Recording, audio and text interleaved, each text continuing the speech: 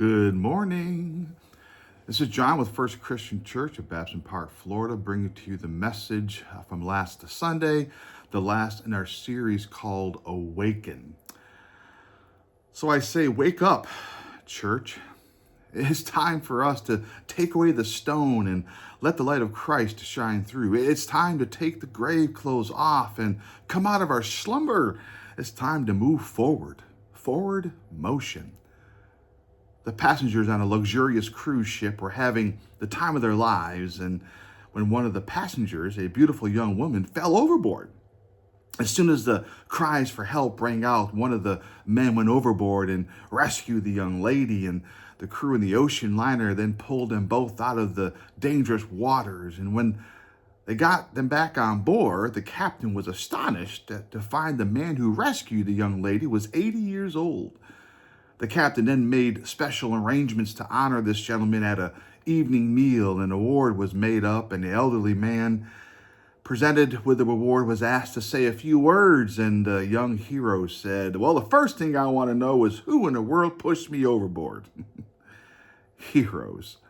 They come in all shapes and sizes. My superheroes growing up were Spider-Man and the Green Lantern, and now it's Batman, and that's a story for another time. And the Bible is full of heroes of the faith. And the interesting thing is that these heroes had issues. In fact, they had some major sin in their lives. I mean, take Moses, for example. Oh my goodness, his heart burns red with rage watching the scene of one of his fellow countrymen being beaten by a slave master. No longer be able to take it any longer. What does he do? Well, he kills the man and flees. And as he's fleeing, as he's out in the wilderness, he hears or he sees a burning bush, and it says, "Take off your sandals, for you're standing on holy ground." And Moses does as the voice comes from the bush tells him to, and he's in awe at the flames gushing forth from the bush, and well, the bush was not consumed. Moses was a man chosen by God for a very special purpose. He was to lead God's chosen people out of slavery into the land of flowing of milk and honey. But man, Moses was not perfect. He had some character flaws that eventually led him into acts that kept him out of the promised land. Not obeying what God told him to do, acting on his own accord, fits of rage and just frustration. God gave him a voice box of Aaron to speak for him because he said he couldn't speak to the people. Moses was an amazing man, but man, he had some character flaws. He had a problem with anger. We know about that. Moses asking, when the others asking for water, Moses cries out and God says to speak to the rock, but instead he smacks the rock with a stick. And then we got David. King David was a man of contrast, a man after God's own heart. He was single-mindedly committed to God, yet guilty of some of the most serious sins recorded in the Old Testament.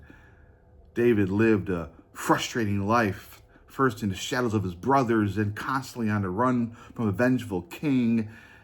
Even after he became the king of Israel, David was engaged in almost constant warfare to defend the kingdom. And King David was a great military conqueror, but he could not conquer himself. He allowed one night of lust with Bathsheba, and it had disastrous consequences on his life. Not only did he commit adultery, but he also had her husband killed, and then their child they had together was also killed, died at birth.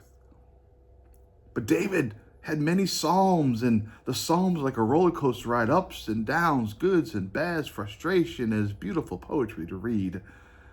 Moses and David didn't always have it all together, but man, they ended up making a difference for God by being available. You see, no one is perfect or has it all together. Don't have the expectation when you leave church on Sundays that you're going to be perfect when you leave that place and all's going to be right. Oh no. I've been a minister for almost 35 years, 20 of that in youth ministry, 23 years, and I have to confess, I don't feel inadequate oftentimes.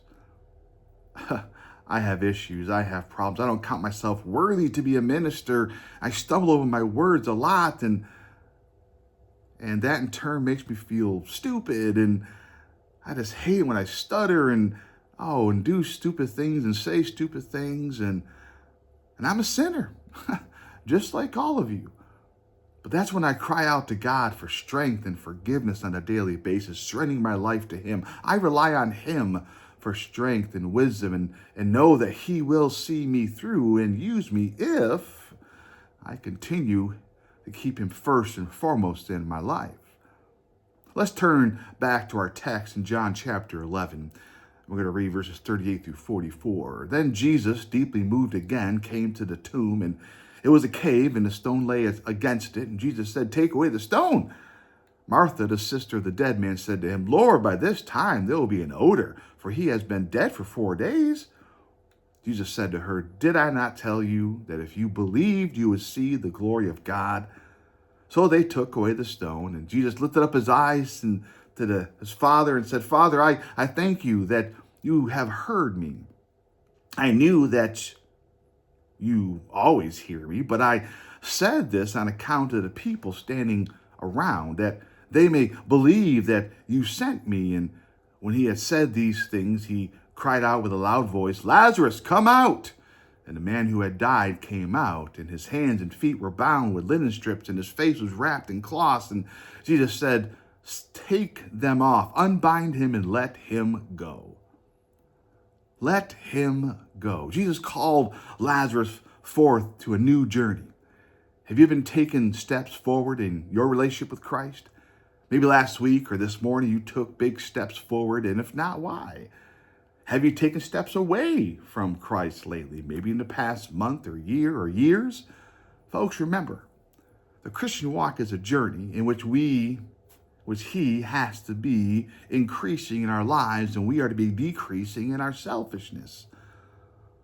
Paul writes to the church in Ephesus in chapter 4, 17 through 24. "Now this I say and testify in the Lord, that you must no longer walk as the Gentiles do, in the futility of their minds. They are darkened in their understanding, alienated from the life of God because of ignorance that is in them due to their hardness of heart. And they have become callous and have given themselves up to sensuality, greedy to practice every kind of impurity. But that is not the way you learned Christ, assuming that you have heard about him and were taught in him, as the truth is in Jesus, to put off your old self, which belongs to your former manner of life and is corrupt through deceitful desires, and to be renewed in the spirit of your minds, and to put on your new self, created after the likeness of God in true righteousness and holiness." You see, this transformation to be more like Christ happens in steps, stages, and seasons. Our movement forward, our forward motion in the spiritual life is messy and it's awkward, but it's still movement. God can use the things that we mess up and turn them around for the good.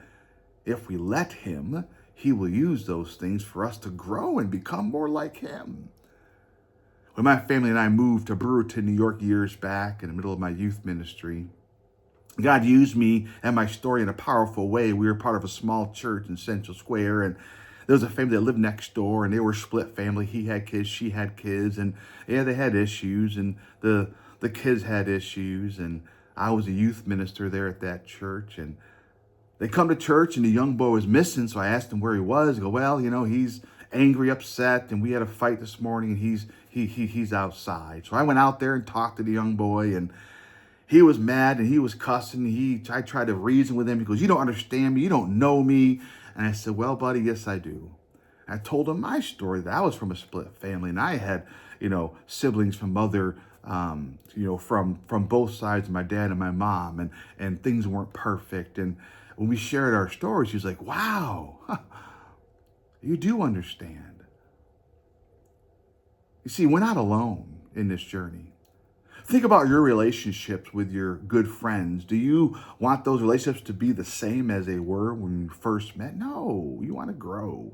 You want to change. You want to transform into the friends that you desire to be, and you want them to transform into the friends you desire to have. And in the same way, we change, we grow, we learn, we transform into who God is shaping us to be. I love the story of J.D. Rockefeller. He was a strong and husky man when he was in his youth. He early dreamed to earn money and to drive himself to the limit, and he wanted to be rich. And at age 33, he earned his first million. At age 43, he controlled the biggest company in the world. At age 53, he was the richest man on earth and the world's only billionaire. Then he developed a sickness called alopecia, where the hair on his head dropped off, his eyelashes and eyebrows disappeared, and he was shrunken like a mummy. And his weekly income was $1 million, but he digested only milk and crackers. And he was so hated in Pennsylvania that he had to have bodyguards day and night. And he couldn't sleep and stopped smiling long since and enjoyed nothing in life. And the doctors predicted he would not live past another year. The newspaper had gleefully written his obituary in advance for convenience in sudden use.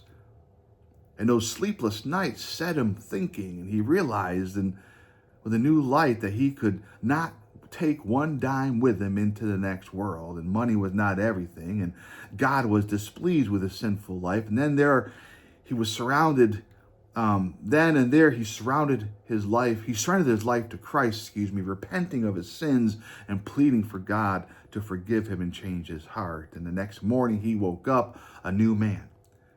He began to help churches with his amassed wealth, and the poor and the needy were not overlooked. And he established the Rockefeller Foundation, whose funding of medical research led to the discovery of penicillin and other wonder drugs. And J.D. Rockefeller began to sleep well at night, to eat and enjoy life, and you could say he began to live life to the fullest. The doctors predicted he wouldn't live past 54, where he died at a ripe old age of 98. Transformation. Does it hurt? Does it require sacrifice? Does it involve tough times? Absolutely. But we keep moving forward. And as we do, he must become greater, we must become less. John 3:30.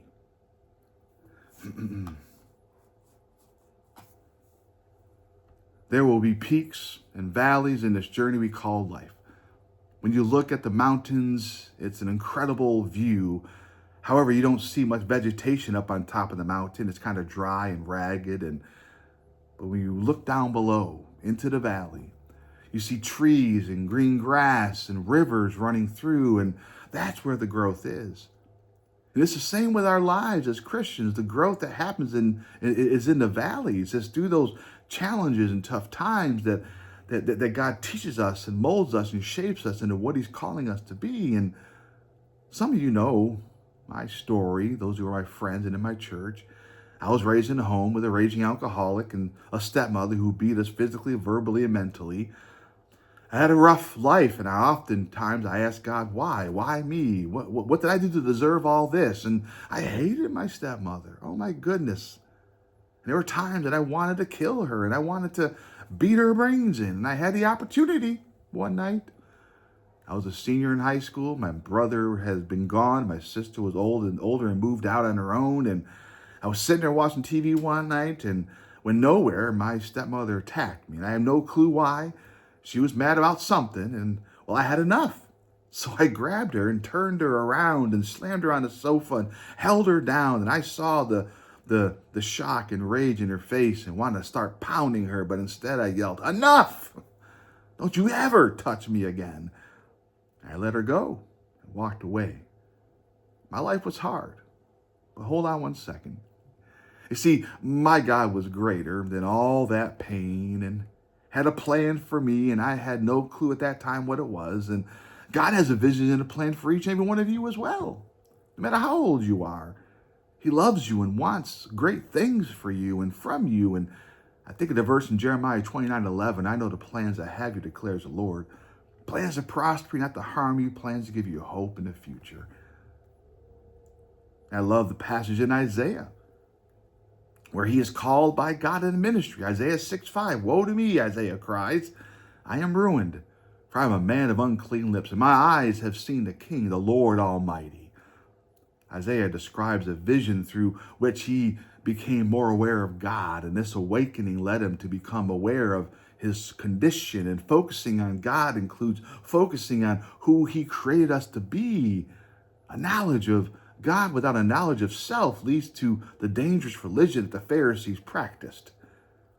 Jesus challenged this group because they refused to look inward and to look inside their own lives where sinful motives and pride and unhealthy desires live. Jesus told the Pharisees to scour the inside and not just polish the outside.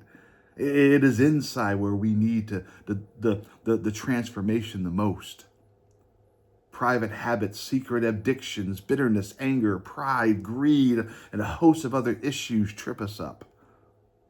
You have to understand that this is the transformation process to move forward.